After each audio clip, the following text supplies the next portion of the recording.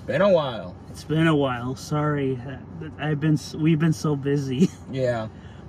Like I had to visit my uncle in Ohio and Sergio. I had to go to a wedding in North Carolina. Yeah, and also we had to finish. I had to finish school. So yeah, it's been a crazy couple of weeks. Yeah. And no, technically this little hang of ours is a bit last minute too. So yeah. So yeah, like. Don't worry, the Dolo vlogs will be back next week, so be patient. So, I saw the new Miyazaki film, and, how was it? Well, I mean, I have to see it again to be sure, but let's just say I just discovered Miyazaki has an Oedipus complex with his mom. What? Let me explain. Okay, so basically this movie is Grave of the Fireflies crossed with Spirited Away with a bit of The Wind Rises. Like, just picture that, and this movie. That sounds like a clusterfuck waiting to happen. It is. Okay, so let me start from the beginning. Okay, so basically our main character is Mahito, a little boy during World War II. Where his mother dies a horrible, horrible death, aka she gets burned in the hospital by an American or whatever, by an Allied bomber.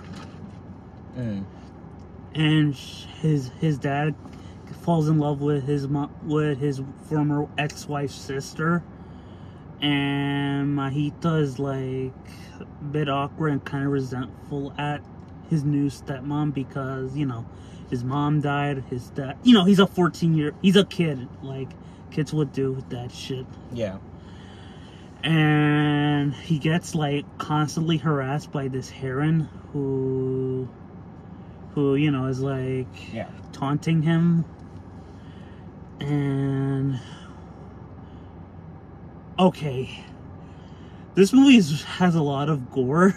I'm surprised they have it PG-13. Like...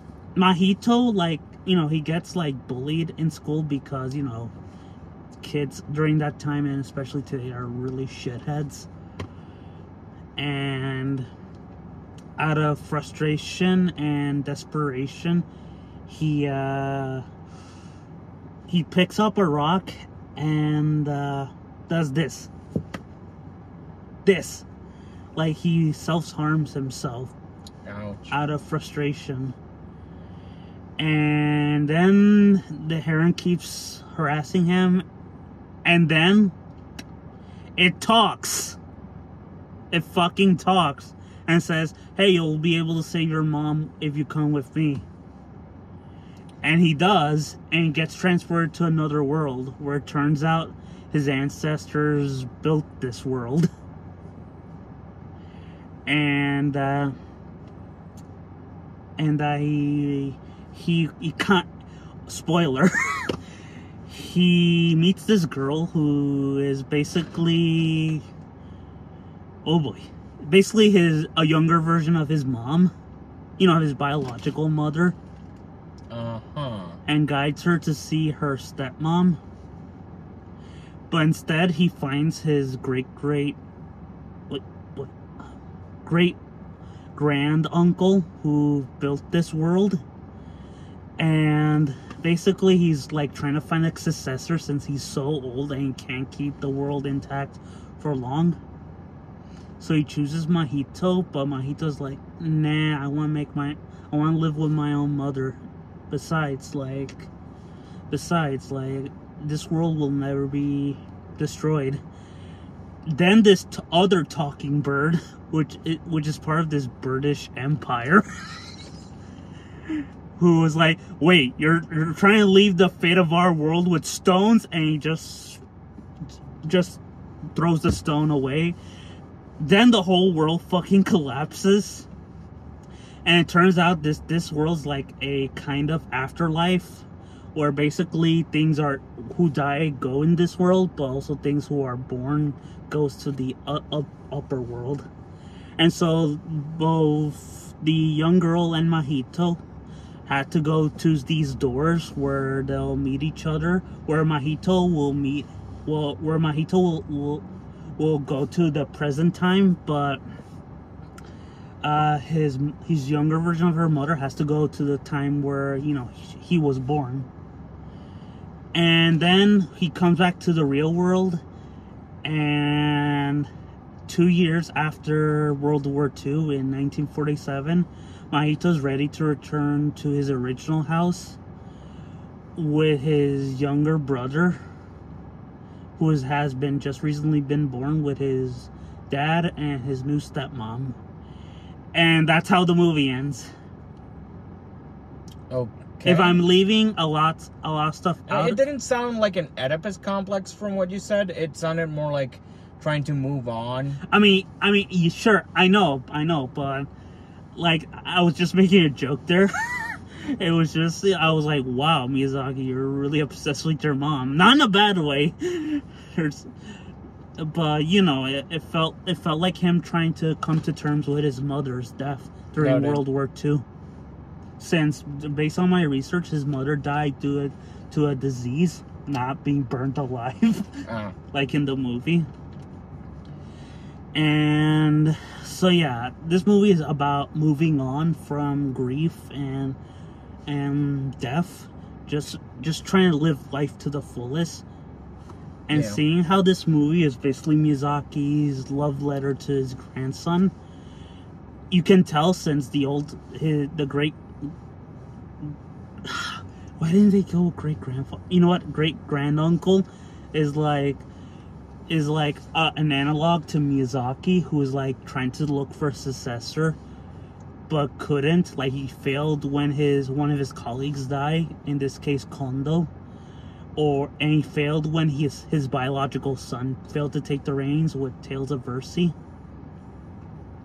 And this film is like, well, maybe my grandson can take over for me. And he's like, but in the movie he's like, nah, live your full life. Live life how you want to. Yeah. And yeah, this movie is super dense, in case you can't tell. Noted. A lot of shit happens. Yeah. Okay. I can kind of infer that. Yeah. So yeah, there's a lot of themes in this movie beyond the whole moving on from grief and death thing. I want to talk about the themes set in this era. Like, it's not a lot, but they certainly interest me. Specifically, the anti-Japanese imperialism themes, and how basically the reason why Mahito's mother dies is because the Japanese started a war that they couldn't win with the United States and China. Yeah. And basically the whole film, even though it's not direct, is a subtle jab at Japanese nationalism during that time, where everyone was forced to contribute to a propagandist empire. Yeah. And oh my god.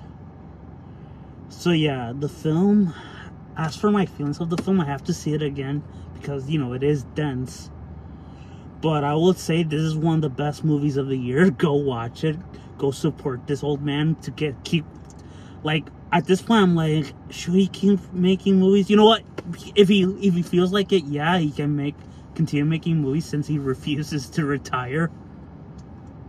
Sure enough. Yeah. But what are your rankings for this one? I mean, obviously this is a 10 out of 10 with the asterisk of I need to see it again to see what was he intending. In other words, there's a chance that it might go down. I mean, and not that it will go down, more so like I need to understand it more. Because technically this is still a 10 out of 10 movie. Like, there's some scenes that are straight out from other Miyazaki films, like Princess Mononoke. You already said Spirited Away, Wind Rises, and even for a film that's not by him, but was still made by one of his colleagues, Grave of the Fireflies. Yeah. Like, the whole film feels like this spiritual journey of moving on from grief. Yeah. And, you know, Miyazaki coming to terms that he will not find a successor, and him just being like, you know what? Let my grandson live his best life. And telling him I might pass away soon. But yeah, the whole... Like, I love the film, but I need to digest it more. Understandable. Like, there's some scenes that straight out feel like a David Lynch movie. Okay. Like there's a scene where basically Mahito thinks he found his stepmom and touches her, you know, but then, like, she turns into water, and I'm like, well, that scene is straight out of a David Lynch movie. Alright, that sounds interesting. Mm-hmm. And as per usual, the Ghibli food is as good as usual.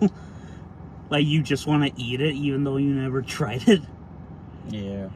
One more thing I want to mention before we go, and I give my overall rating, is that there's a scene that's really gory where Mahito's cutting this fish, where Mahito and this other character